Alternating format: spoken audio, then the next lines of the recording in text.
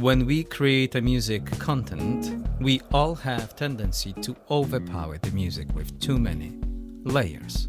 How do we know when is too much and when is too little?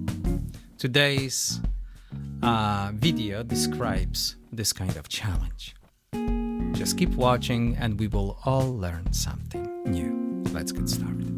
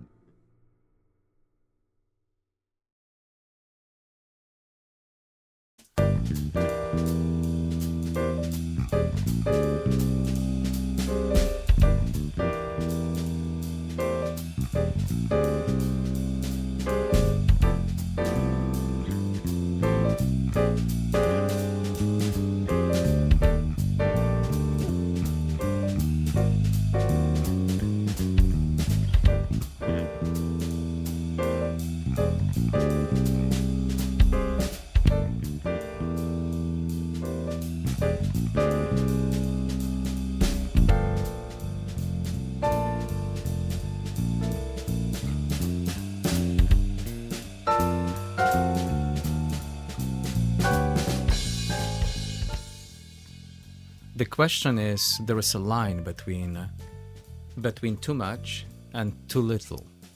And I'm thinking we are all kind of guilty for overcrossing it in both directions. So the question is, how do I know when to stop? How do I know when the music is ready to go?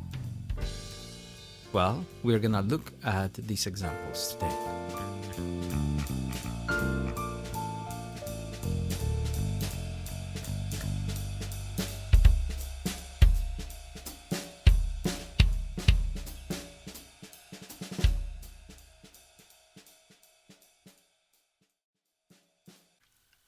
The rhythm section follows the chords progression.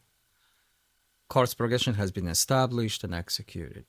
Now I bring horns into that exchange and try to fit them into those packets of possible existence. The layers come on top of the layers. And at some point, they are gonna impact the whole music in a way that it's too much. So what do? You start peeling it. However, if I start peeling trombones because I want to keep the saxes, I will achieve one result. When I start peeling the saxes because of the sound of the trombone, there is another result. If I make my trumpets primary melody, I will try to peel saxophones and trombones. But if I decide to keep the trombones and saxes the way they are, my trumpet playing, it's gonna be totally different. The approach towards these guys will be completely different from starting point. My problem for today, and the challenge for all of us, is that I love saxophone line so much, I don't want to change it. I love so much the trombone section, I don't want to change it. They cannot be the way they are right now. Someone has to give. You understand? So this is my problem. Let's take a listen, the rhythm section with saxophones.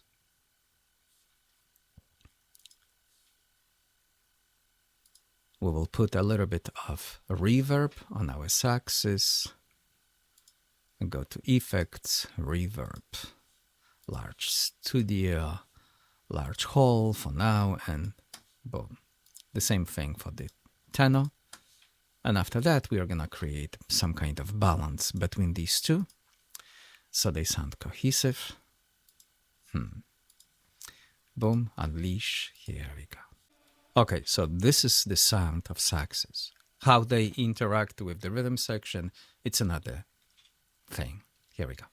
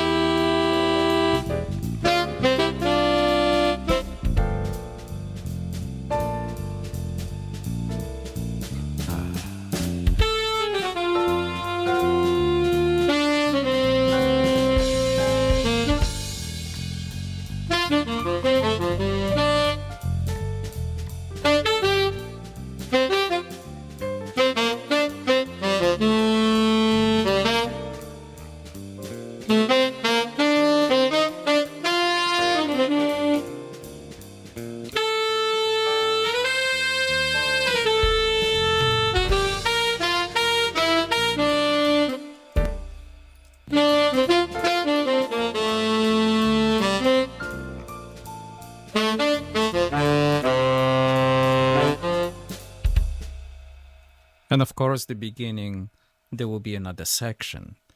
This tune is not ready yet. I'm just working on it, and I'm sharing my heart thoughts with all of you. So when you think about it, this saxophone section has a tremendous potential. Imagine if I add the baritone to it and also soprano. Holy smoke, right? We could achieve a great success. Let's take a listen for a brief moment once again.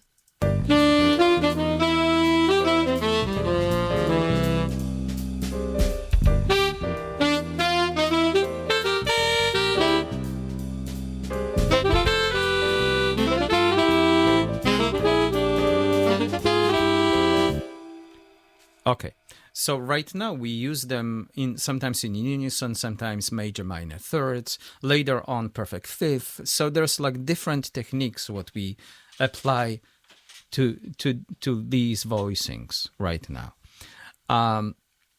So here's the problem. So now I love most of it. It's just holy smoke. It cooks in the range of motion and the way they sound, how they sound. It's like there's no much I want to change. We don't care about the quality of that recording once again, because we are going to transform this into the music score. And guess what? No one else will hear this music but us. Okay? So we've got this beautiful privilege to look at this mess, but no one else will. And now let me unleash the trombones. In this moment, trombones, they sounds like this.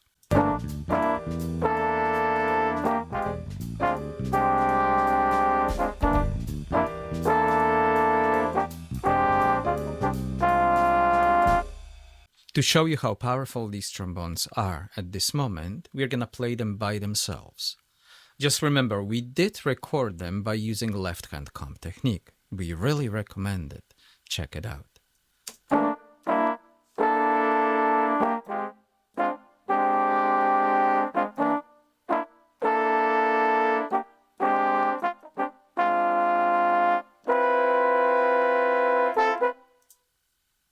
Okay, something like that. If we unleash the rhythm section, we are achieving that result. We achieve that result.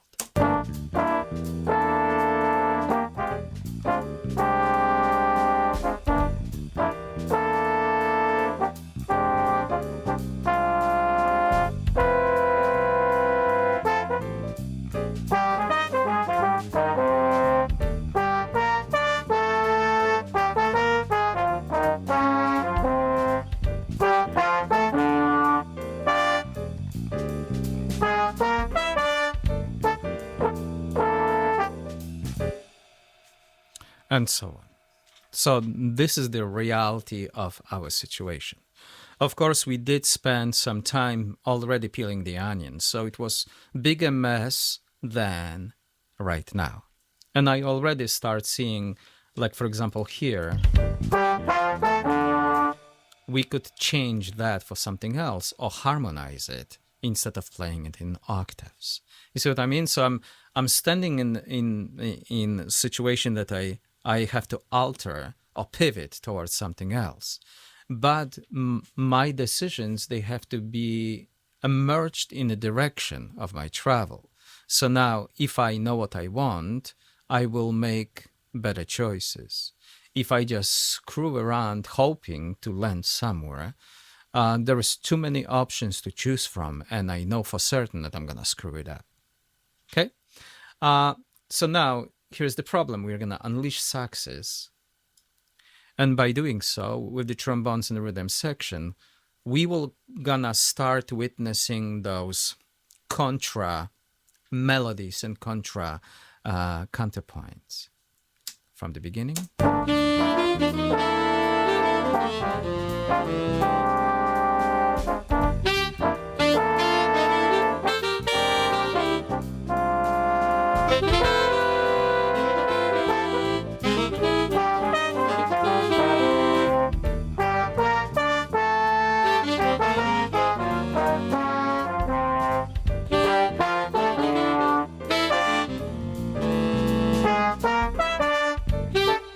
Okay, so this moment,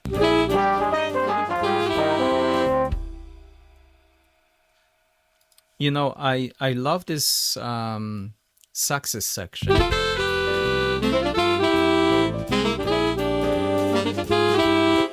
So if we keep it, it's gonna fight against the trombones.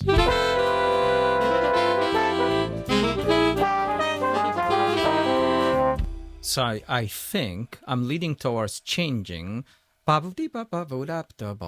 this melody in trombone by adding additional chord by using left hand comp.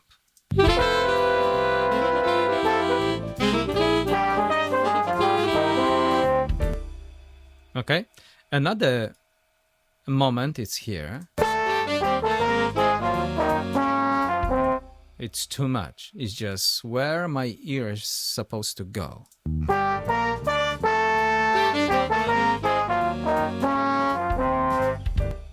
So now I could keep that whole trombone line.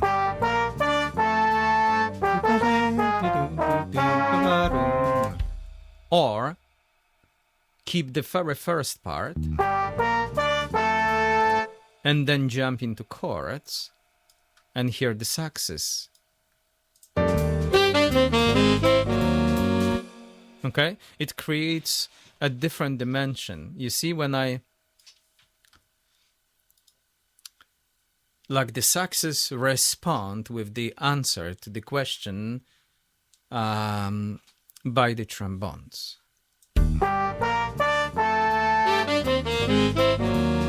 You see what I mean? They interact with each other, and now my ears, I direct, as a arranger, I direct your ears towards a specific line. If I play them together, this interaction disappears.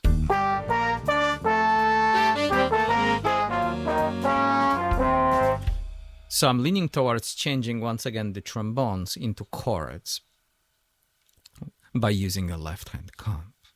Another section. It's too much. Saxes, they play this terrific line, which is a reminder of the very first one. When you roll back,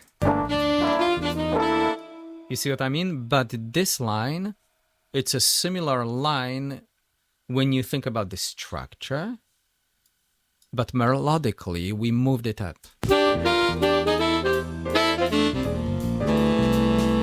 Okay, so now I would love to present that. However, I love the trombones in that moment too. Pop, deep, deep, boom, pop. Right? It's quite a statement. Maybe if we tied the trombone, you see what I mean? This is, if I move my trombones in alignment, you see the alignment? So these are the saxes, this is the trombone. So the second note, it's in alignment with saxes. Third one,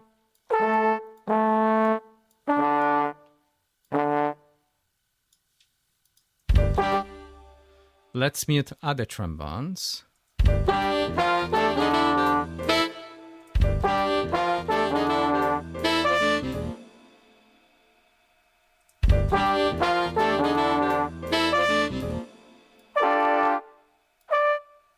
Here.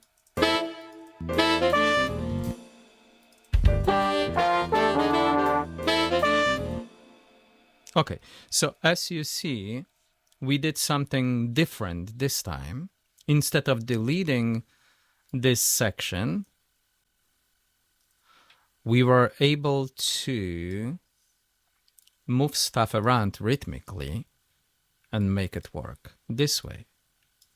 So now my senses are totally satisfied. Hold on. And now I'm gonna copy the same boom here, boom here, boom here. Now, the first trombone, it's gonna play the top voicing. Second trombone, the top voicing. third trombone is gonna play in octave and fourth in octave. And now we have to address the top one. This is mistake. So now we are gonna unleash second voice in a track number 2, third voice in a track number 3, and fourth, the top line. See? So we just, if we unmute now, now let's see if this makes sense. See, now it doesn't bother us.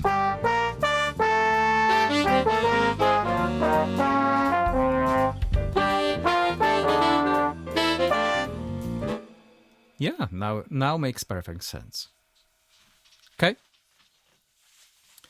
So this example shows us that we don't have to like erase everything immediately and come up with the new ways of playing. We can look at the alignment.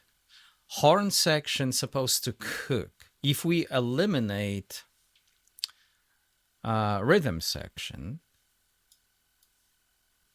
and allow them to play together,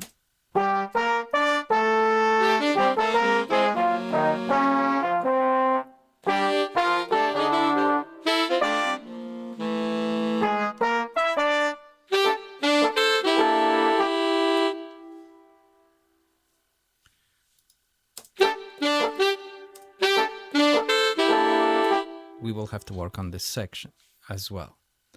Okay, they're supposed to cook. If they don't, you find the ways. Another way of looking at it is just the way we did it. You look at that rhythmic structure and try to organize the tracks in the alignment to each other.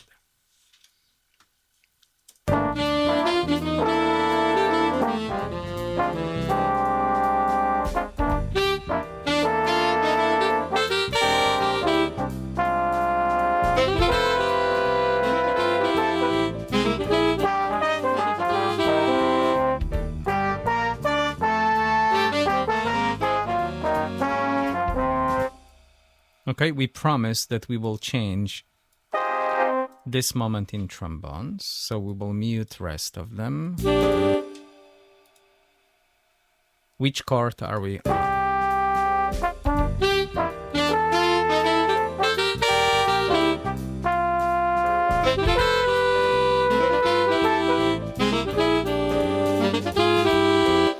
All right, so now we know that we are in a territory of B flat 7. Let's unleash the trombone. I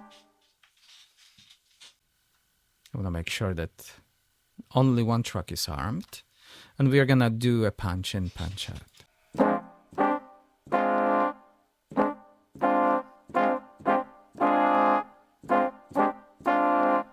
Let's do something.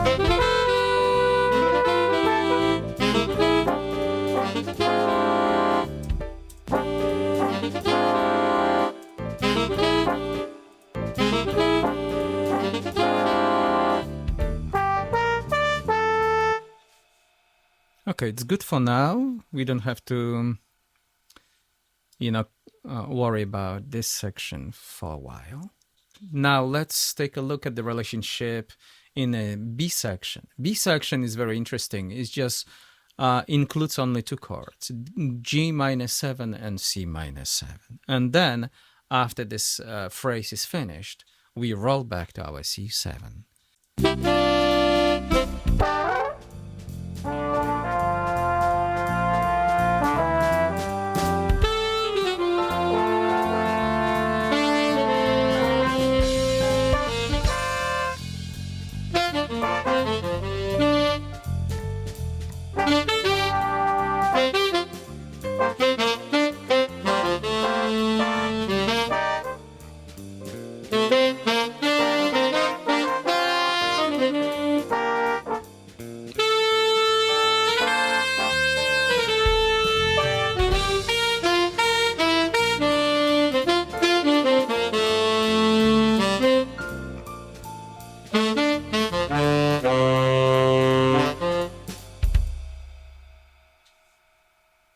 Okay, Now it's time to add and reverb to the trombones as well.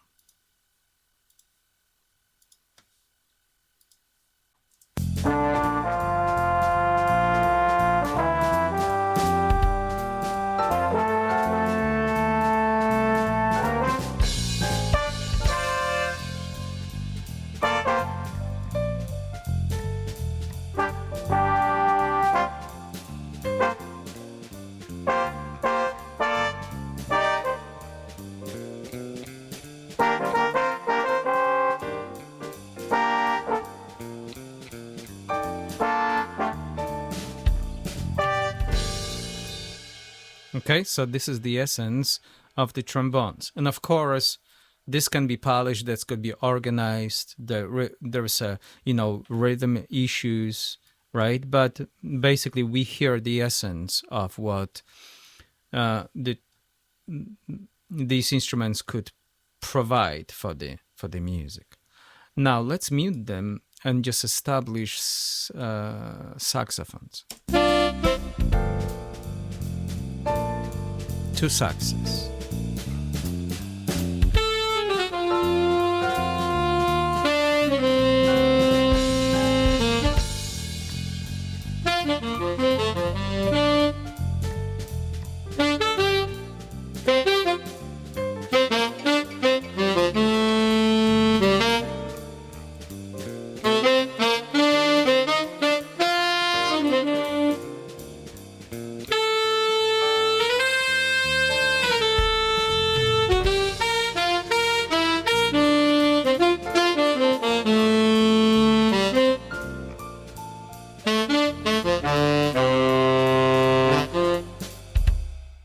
This video, it's about what to peel and how much of it to peel.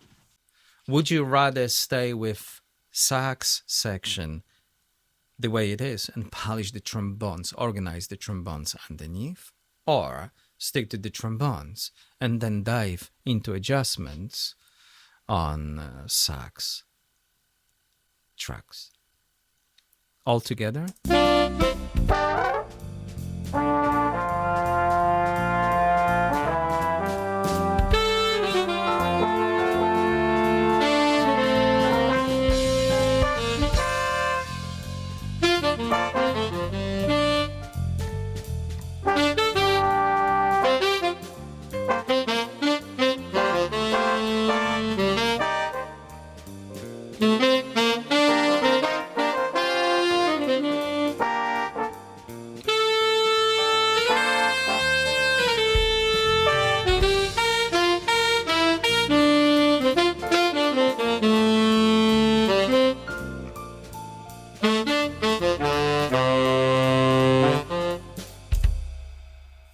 All right, to be honest with you, I'm leaning towards keeping the saxes the way they are, and then basically adjust the trombone playing, which means chord changes, rhythmic patterns underneath, complement those little punches, ta-da, right? Make sure that they stand out. That's the science, that's the experiment. So I will fool around with that section until I find something valuable.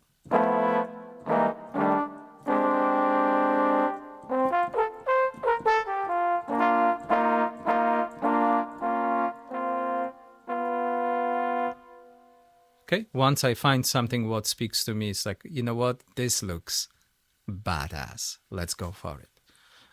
So I will make those changes. We would love to hear from you about your story.